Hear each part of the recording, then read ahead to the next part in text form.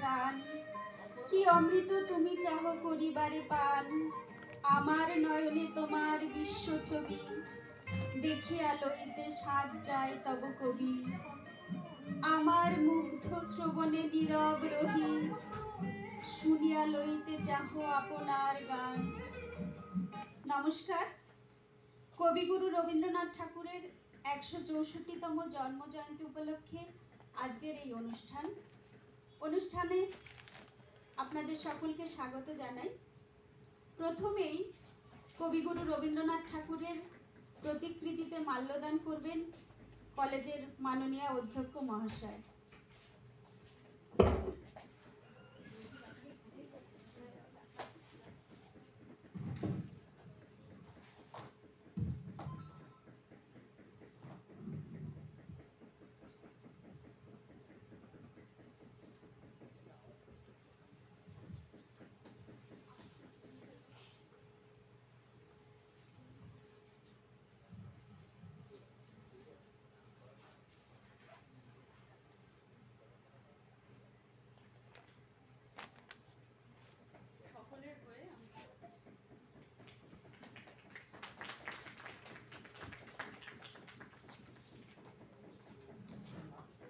ধন্যবাদ। এখন উদ্বোধনী সঙ্গীত গাইবে আমাদের কলেজের ইংরেজি বিভাগের অধ্যক্ষ অধ্যাপিকা ডক্টর সায়ন্তিনা দত্ত। ইংরেজি বিভাগের অধ্যাপিকা পৃথা চ্যাটার্জি।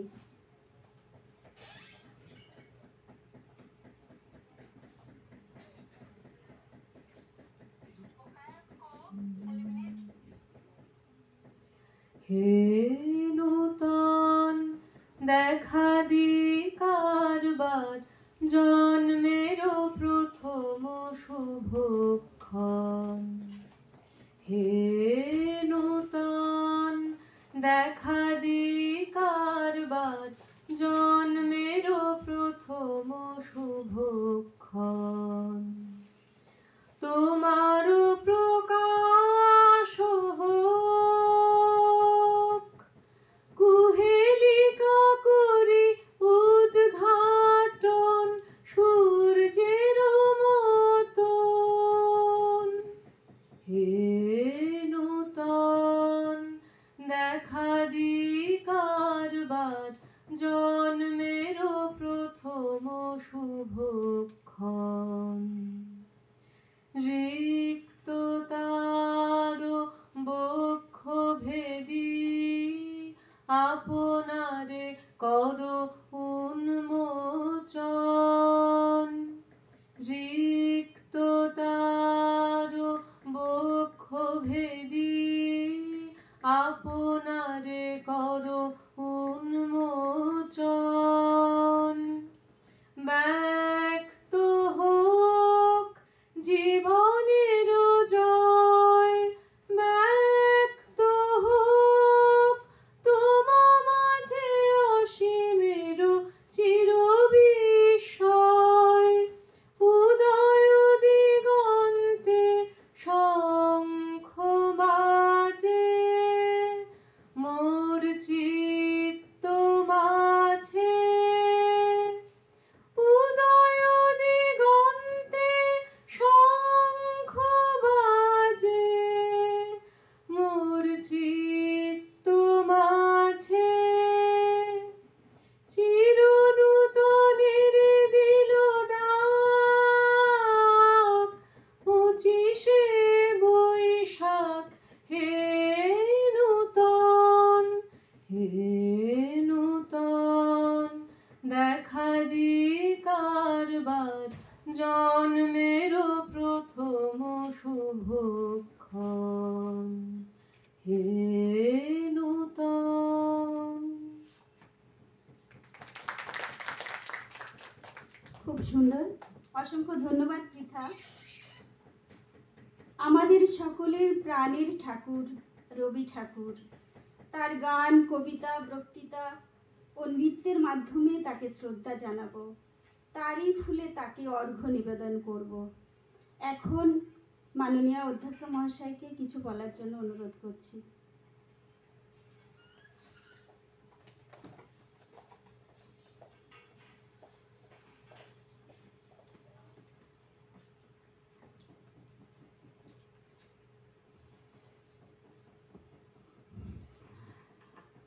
এই অনুষ্ঠান আয়োজন করার জন্য আমি প্রথমেই আমাদের কালচারাল সাব কমিটিকে অনেক ধন্যবাদ জানাবো।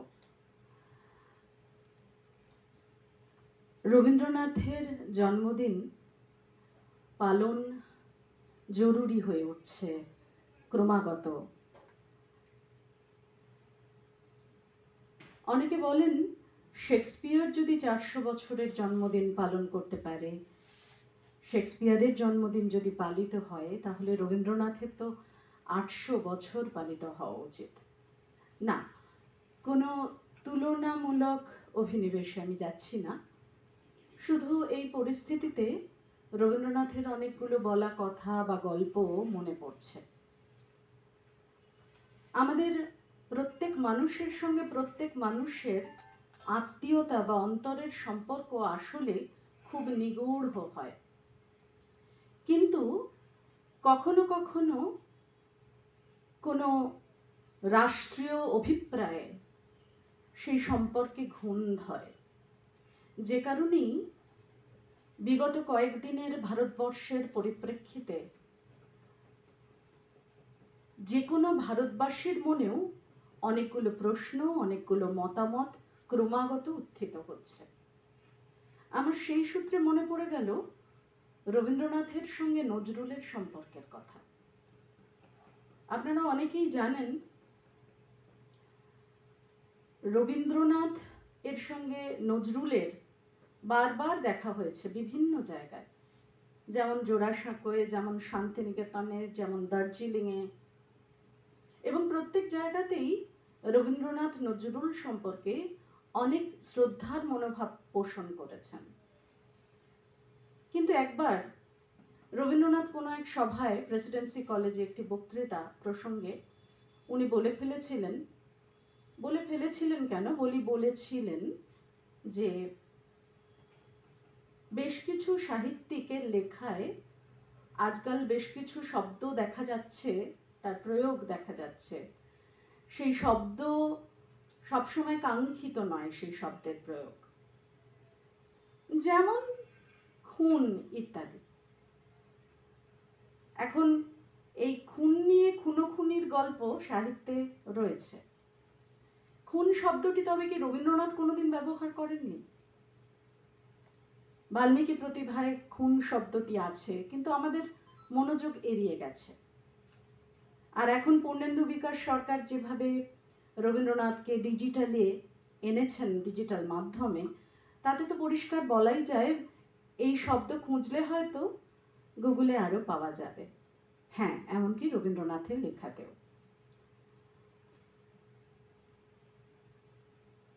নজরুল ধরে নিয়েছিলেন, বা রাবীন্দ্রিক অনুগামীরা নজরুলকে যেভাবে বুঝিয়েছিলেন, তাতে নজরুল ধরে নিয়েছিলেন রবীন্দ্রনাথ বোধহয় তাকে কেন্দ্র করেই এই শব্দ ব্যবহারের বিরুদ্ধে কথা বলেছিলেন। কান্ডারি হুঁশিয়ারের কথা বলছি, আপনারা লাইনগুলো মনে করুন। সেই সময় শনিবারের চিঠি, কল্লোল পত্রিকা, কালীকলম পত্রিকা, এই পত্রিকাগুলো মোটামুটি সাহিত্যে আধুনিকতার বাঁকবদল নিয়ে একটা প্রশ্ন তৈরি করছিল সাহিত্যের অঙ্গনে, যে আরবি ফার্সি ব্যবহার আমাদের বাংলা সাহিত্যে কতটা সঙ্গত। সেখানেই বারবার আহত করা হচ্ছিল নজরুলকে। তো এই যে আহত বা আঘাত, এই আঘাতের সূত্রেই কিন্তু সম্পর্কগুলো ছিন্ন বিচ্ছিন্ন হয়ে যায়। বৃত্তের মানুষেরা, অনুগামী মানুষেরা আসলে এক কথা অন্যকে অন্য ভাষায় বলতে থাকেন। তাই ভাষার গুরুত্ব আমাদের জীবনে অনেক ঘটনা মনে পড়ে যাচ্ছে।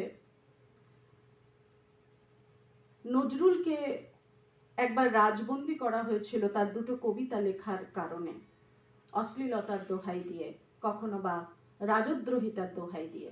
আলিপুর জেলে তাকে বন্দি করা হয়েছিল অনেক দিন পর্যন্ত, এবং তারপর তাকে হুগলি জেলে স্থানান্তরিত করা হয়েছিল। হুগলি জেলে তখন ইংরেজ যে সাহেব ছিলেন তিনি খুব অত্যাচারী, তার বিরুদ্ধে নজরুল নিজে এবং তার আরও রাজবন্দীরা অনশন শুরু করেছিলেন, এবং সেই অনশন কেউ ভাঙাতে পারেননি। বিভিন্নভাবে রবীন্দ্রনাথ বার্তা পাঠিয়েছিলেন নজরুলকে যে তুমি এই অনশন ভঙ্গ করো, আওয়ার লিটারেচার ক্লেমস ইউ, এই টেলিগ্রামও পর্যন্ত তিনি পাঠিয়েছিলেন হুগলি জেলে। কিন্তু অ্যাড্রেস নট ফাউন্ড বলে হুগলি জেলের একটা মেমো ফেরত এসেছিল রবীন্দ্রনাথের কাছে। তারপর আমরা জানি 14-15 দিনের পর নজরুল খুব অনশনের পর খুব অসুস্থ হয়ে যান, এবং প্রায় 40 দিন পর রবীন্দ্রনাথেরই অনুরোধে তিনি সেই অনশন ভঙ্গ করেন, এবং যথারীতি আমাদের স্বাধীনতার ইতিহাসে হুগলি জেলের এই ঘটনাটি খুব ঐতিহাসিক একটা মান্যতা পায়, কেননা সেই ব্রিটিশ সাহেবও, ইংরেজ সাহেবও কিন্তু সেখান থেকে সরে যেতে বাধ্য হন। ভাষা বা ভাষায় কোন শব্দ ব্যবহার হবে, মানুষ কোন ধর্ম যাপন করবে, এই সবগুলোই আমাদের ভারতবর্ষের প্রেক্ষিতে একটা উদারনৈতিক চেতনায় তার স্থিতিশীলতাটা থাকা দরকার। খুব বেশি কথা বলতে চাইছি না। রবীন্দ্রনাথের গোরা পড়লেই আপনারা বুঝতে পারবেন, রবীন্দ্রনাথের হিন্দু মুসলমান প্রবন্ধ পড়লেই আপনারা বুঝতে পারবেন। ফলে প্রত্যেকের ধর্মীয় মতবাদ আলাদা আলাদা, তার মান্যতা আলাদা আলাদা হোক, কিন্তু আমাদের হৃদয়ের তারটা খুব কঠিনভাবে, জোরালোভাবে ভারতবর্ষীয় নাগরিক এই পরিপ্রেক্ষিতে বাঁধা থাকুক। আজকের দিনে অন্তত এটুকুই আমাদের অভিপ্রেত। নমস্কার সবাই। ধন্যবাদ। অধ্যক্ষ মহাশয়ের ভাষণ খুবই প্রাসঙ্গিক। আজকের দিনে যেখানে আমাদের যোদ্ধারা যুদ্ধ করছেন, সৈনিকদের প্রতি আমাদের সংহতি জানাই। রবীন্দ্রনাথ ঠাকুর আমাদের জীবনের সঙ্গে ওতপ্রোতভাবে জড়িয়ে রয়েছেন। যে কোনো আনন্দে, উৎসবে, পূজা পার্বণে, নিঃসঙ্গতায়, চিন্তায়, মননে মিশে রয়েছেন। তিনি আমাদের প্রাণের কবি।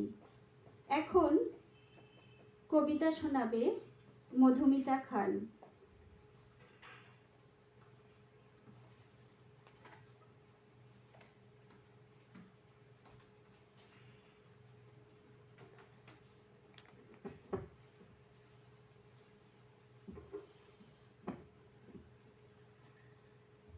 বিশ্বকবি রবীন্দ্রনাথ ঠাকুরকে আমার প্রণাম জানিয়ে তার রচিত পুনশ্চ কাব্যগ্রন্থ থেকে অস্থানে কবিতাটি আমি আমার মতো করে আবৃত্তি করছি।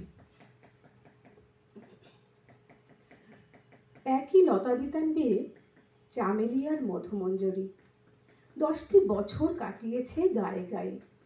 রোজ সকালে সূর্য আলোর ভোজে পাতাগুলি মেলে বলেছে, এই তো এসেছি।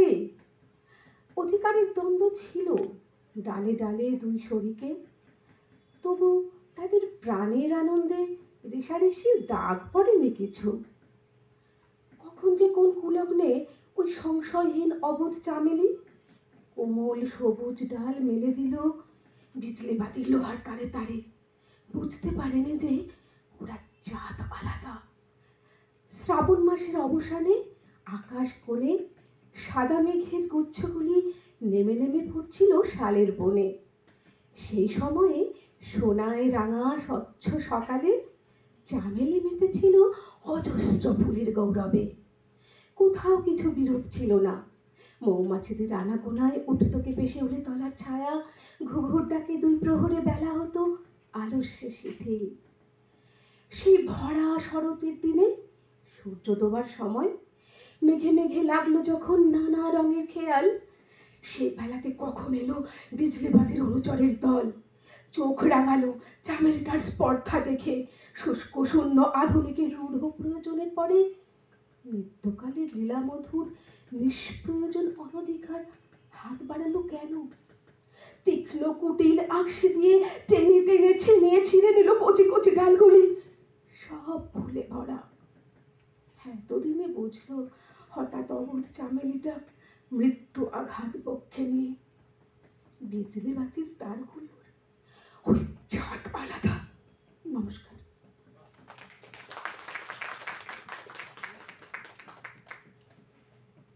অসংখ্য ধন্যবাদ অধ্যাপক মধুমিতাকে।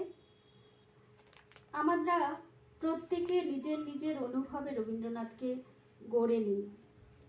এখন আমাদের সামনে বাংলা বিভাগের অধ্যাপক সুরজিৎ বসু মহাশয়কে ডাকবো। সে তার নিজের অনুভবে রবীন্দ্রনাথকে আমাদের সঙ্গে ভাগ করে নেবেন।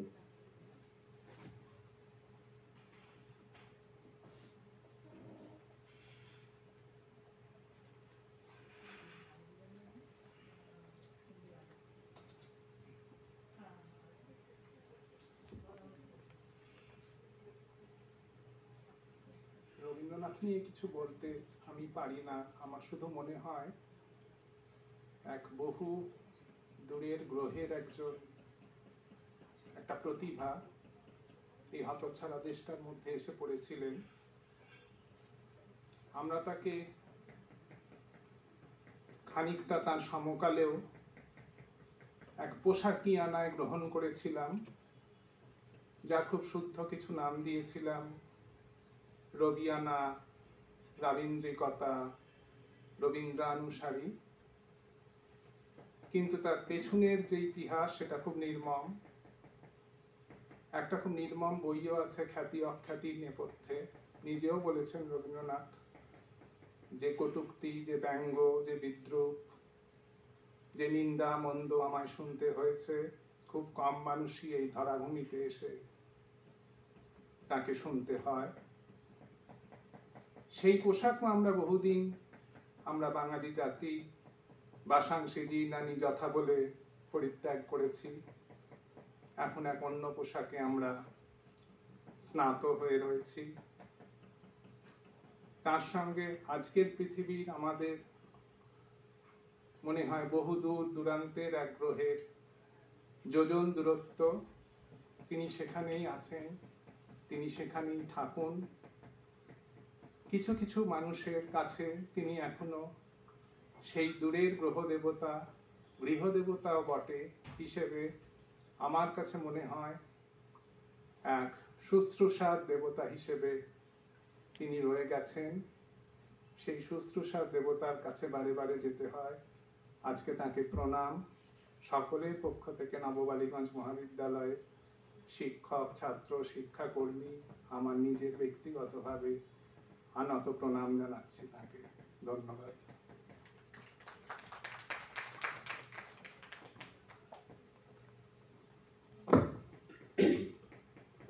ধন্যবাদ। আমরা রবীন্দ্রনাথকে খুঁজি জীবনের সংকটের সময়। জীবন মানেই তো বিচ্ছেদ, দুঃখ, সংকট, সমস্যা। সেই সময় রবীন্দ্রনাথ আমাদের প্রেরণা যোগায়, সাহস যোগায়। যখন আমার দুঃখ কষ্টে ভিতরে অশ্রুপাত, তখন যিনি দুঃখ ভোলান তিনিই রবীন্দ্রনাথ। যখন আমি হারিয়ে যাই, কেউ ধরে না হাত, তখন যিনি পৌঁছে দেন তিনিই রবীন্দ্রনাথ। রবীন্দ্রনাথ ঠাকুর বিশ্বাস করতেন প্রেমের পূর্ণতা বিরহে, প্রেমের পরিণতি বিচ্ছেদে। এইরকমই একটা কবিতা আমি এখন পাঠ করব। হঠাৎ দেখা। রেলগাড়ির কামরায় হঠাৎ দেখা, ভাবিনি সম্ভব হবে কোনোদিন। আগে ওকে বারবার দেখেছি লাল রঙের শাড়িতে, ডালিম ফুলের মতো রাঙা। আজ পরেছে কালো রেশমের কাপড়, আঁচল তুলেছে মাথায়। দোলন চাপার মতো গৌর চিকন মুখখানি ঘিরে মনে হলো কালো রঙের একটা গভীর দূরত্ব ঘনিয়ে নিয়েছে নিজের চারিদিকে, যে দূরত্ব সর্ষে ক্ষেতের শেষ সীমানায় শালবনের নীলাঞ্জনে। থমকে গেল আমার সমস্ত মনটা, চেনা লোককে দেখলেন অচেনা গাম্ভীর্যে। হঠাৎ খবরের কাগজ ফেলে দিয়ে আমায় করলে নমস্কার, সমাজবিধির পথ গেল খুলে, আলাপ করলেন শুরু, কেমন আছো, কেমন চলছে সংসার ইত্যাদি। সে রইল জানলার বাইরের দিকে চেয়ে, দিলে অত্যন্ত ছোট দু একটি জবাব, কোনোটা বা দিলেই না, বুঝিয়ে দিলে হাতের অস্থিরতায় এসব কথা কেন, এর চেয়ে অনেক ভালো চুপ করে থাকা। আমি ছিলেন ওর বন্ধুদের সাথে অন্য বেঞ্চিতে। একসময় আঙুল নেড়ে আমাকে জানালে কাছে আসতে, মনে হলো সাহস কম নয়। গাড়ির মৃদু আওয়াজের আড়ালে ছোট্ট করে বললে, কিছু মনে করো না, সময় কোথায় সময় নষ্ট করার, আমাকে নেমে যেতে হবে পরের স্টেশনে, তুমি যাবে অনেক দূর, আর হয়তো কোনোদিনই দেখা হবে না। তাই যে প্রশ্নের জবাব আজও রয়েছে বাকি, শুনবো তোমার মুখে, সত্য করে বলবে তো? আমি বললাম, বলবো। আকাশের দিকে তাকিয়ে শুধলো, আমাদের যে দিন গেছে একেবারেই কি গেছে, কিছুই কি নেই বাকি। একটুখানি চুপ করে থাকলাম, তারপর বললাম, রাতের সব তারাই থাকে দিনের আলোর গভীরে। খটকা লাগলো, বানিয়ে বললাম নাকি? সে বললে, থাক এখন যাও ওদিকে। সবাই নেমে গেল পরের স্টেশনে, আমি চললাম একা। নমস্কার। এখন আপনাদের সামনে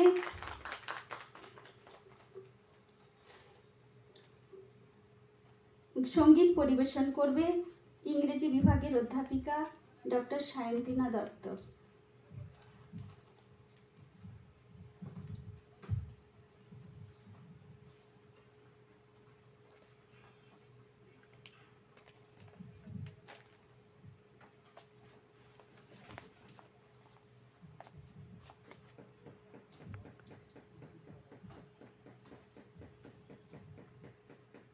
আমার ভাঙা পথে রাঙা ধুলায় পড়েছে কার পায়ের চিহ্ন, তারি গলার মালা হতে পাপড়ি হোথা লোটায় ছিন্ন। ভাঙা পথে রাঙা ধুলায় পড়েছে কার পায়ের চিহ্ন। এলো যখন সারাটি নাই, গেল চলে জানালো তাই। এলো যখন সারাটি নাই, গেল চলে জানালো তাই। এমন করে আমার হায় কে বা কাঁদায় সেজন ভিন্ন। ভাঙা পথের রাঙা ধুলায় পড়েছে কার পায়ের চিহ্ন। তখন তরুণ ছিল অরুণ আলো, পথটি ছিল কুসুম কীর্ণ। বসন্ত যে রঙিন বেশে ধরায় সেদিন অবতীর্ণ। তরুণ ছিল অরুণ আলো, পথটি ছিল কুসুম কীর্ণ। বসন্ত যে রঙিন বেশে ধরায় সেদিন অবতীর্ণ। সেদিন খবর মিলল না যে, রইল বসে ঘরের মাঝে। আজকে পথে বাহির হব বহিয়া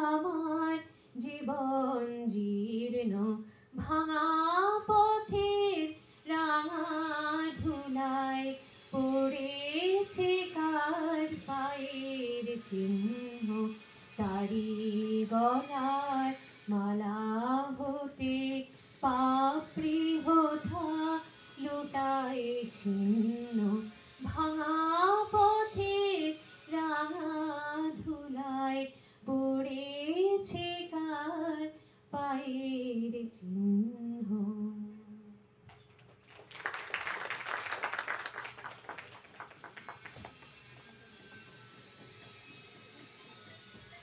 চমৎকার পরিবেশনা। বহুমুখী প্রতিভার অধিকারী রবীন্দ্রনাথ ঠাকুরের লেখা আমাদের জীবনে প্রতিটি অনুভবের সঙ্গে জড়িয়ে রয়েছে। শিশুর হাসি থেকে শুরু করে প্রেমের আবেগ, দেশের টান থেকে শুরু করে আত্মার মুক্তি, সব কিছুই মেলে তার কলমে। এখন আমাদের সামনে কবিতা আবৃত্তি করবে আমাদেরই প্রাক্তন ছাত্রী স্মৃতি ঘোষ।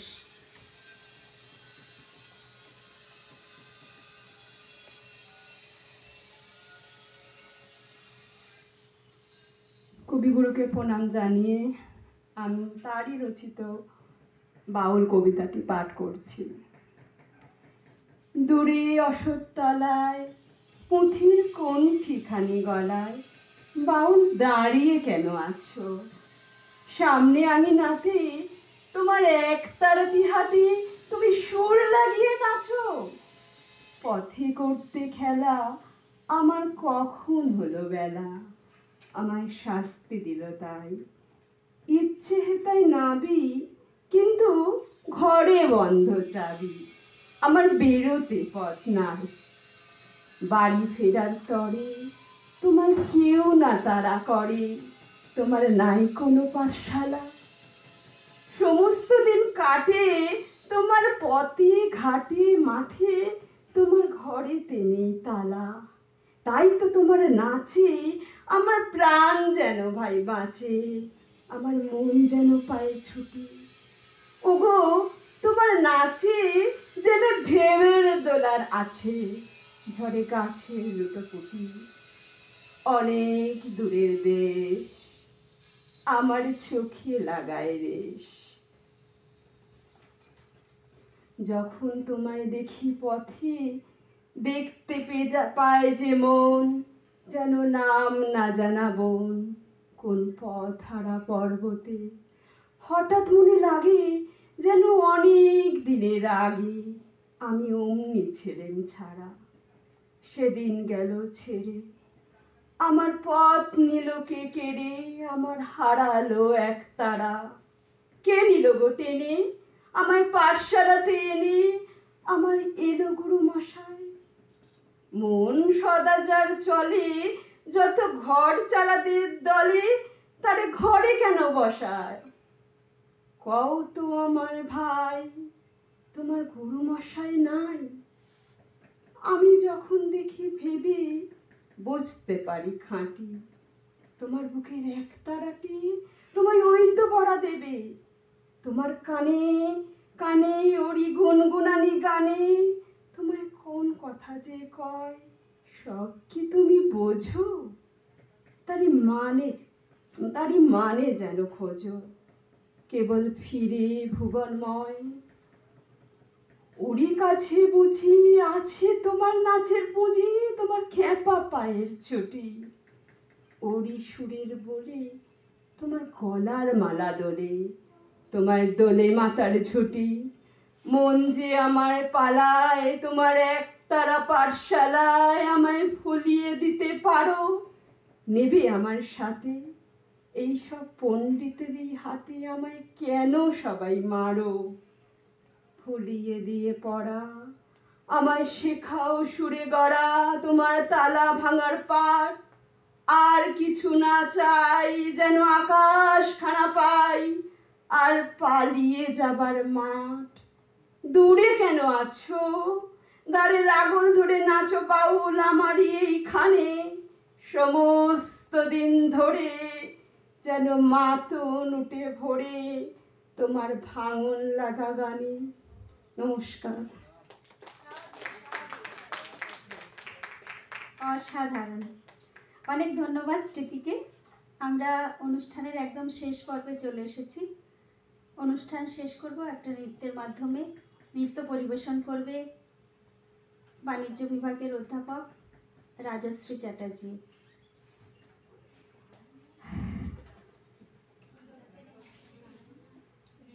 রাজশ্রীর আমরা একটুখানি 2 মিনিট সময় চেয়ে নিচ্ছি। রাজশ্রীকে মঞ্চে সহযোগিতা করব আমি। ভুল ত্রুটি হলে আপনারা ক্ষমা করবেন। একদমই সময় পাওয়া যায়নি। কালকে আমরা জানতে পেরেছি, জেনে কালকে গান ঠিক করে নাচ সিলেক্ট করা হয়েছে। হ্যাঁ, কালকে গান ঠিক করা হয়েছে।